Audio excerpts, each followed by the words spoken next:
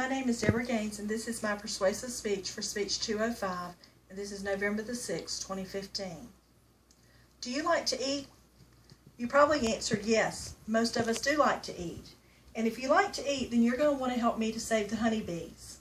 My name is Debbie Gaines, and I'm an avid gardener, flower enthusiast, and beekeeper. And I have saw firsthand the loss of our honeybees.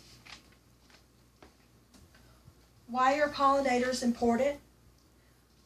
The importance of pollinators has been recognized for a long time.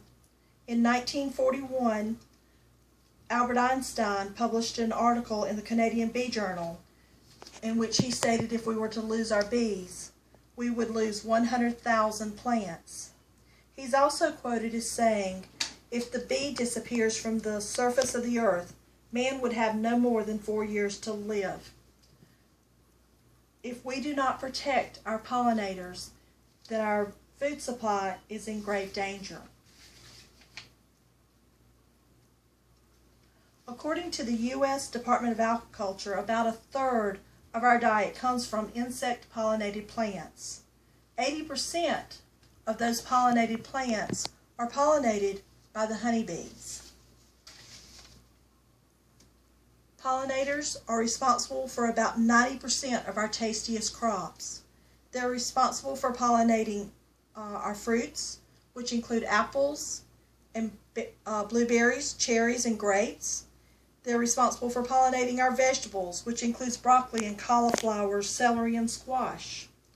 They also pollinate our nuts, such as almonds and sunflowers.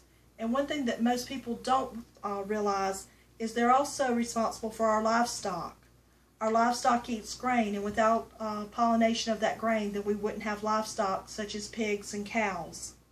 Not only do our bees pollinate our fruits and vegetables, they also provide us with great tasting honey. There are other methods of pollination, such as wind and self-pollination, but those types of pollination just do not create the quality of fruit that the insect pollination provides. This is a strawberry that is pollinated by insects, and then this is a self and a wind pollinated strawberry, and you can see that the quality is just not as good as you get when the pollination is done by insects.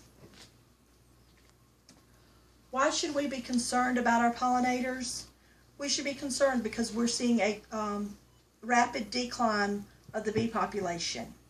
In 1947, there were 6 million beehives, and in 1980, that number had dropped to 4.5 million.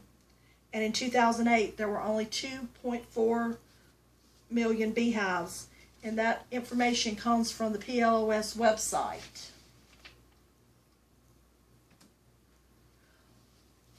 We should be concerned because we're seeing colony collapse.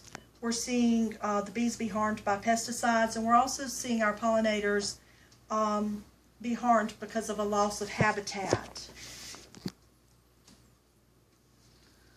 Colony collapse, also known as Marie Celeste disorder, is where the bees just disappear. No one knows exactly why. Scientists do have a few educated guesses. They believe that there are several things that may be causing it, such as increased mite and disease, or even agricultural chemicals. And in the winter of 2012 and 2013, we lost over 31% of our honeybee colonies. Another reason why we're losing our bees is because of pesticides. People use pesticides on their weeds, and those pesticides cause acute kills, which means the bees die instantly, or it can cause chronic effects such as low queen survival. It can also cause problems with habitat effects, and it can also cause other effects such as impaired navigation because it causes the bees' wings to not form like they should. Another reason why we're losing our bees is a loss of habitat. We're losing this habitat because of urbanization, deforestation, and just losing the trees and the plants that the bees were used to having is causing their habitat to disappear. All's not lost. We can help our bees. Obama has already created a plan to help our bees.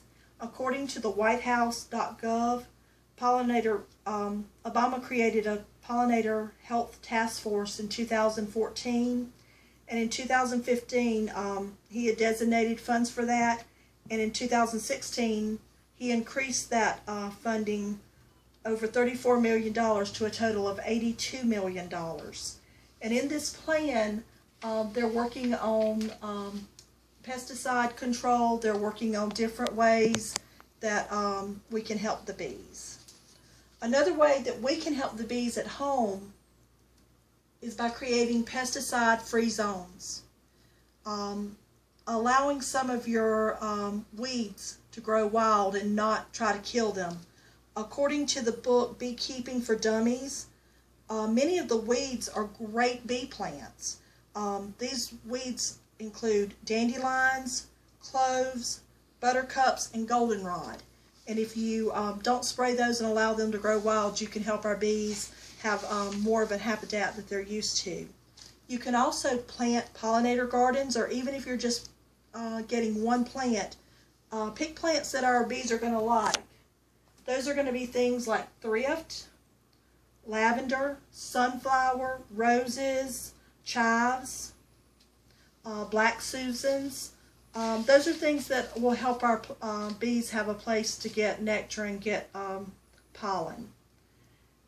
And according to Deb Fowler, who's a florist in Milwaukee, if there's no bees, there's no food, and that we need to be a bee pollinator, and we need to spread the word of how much we need to help our bees and protect our bees. Thank you.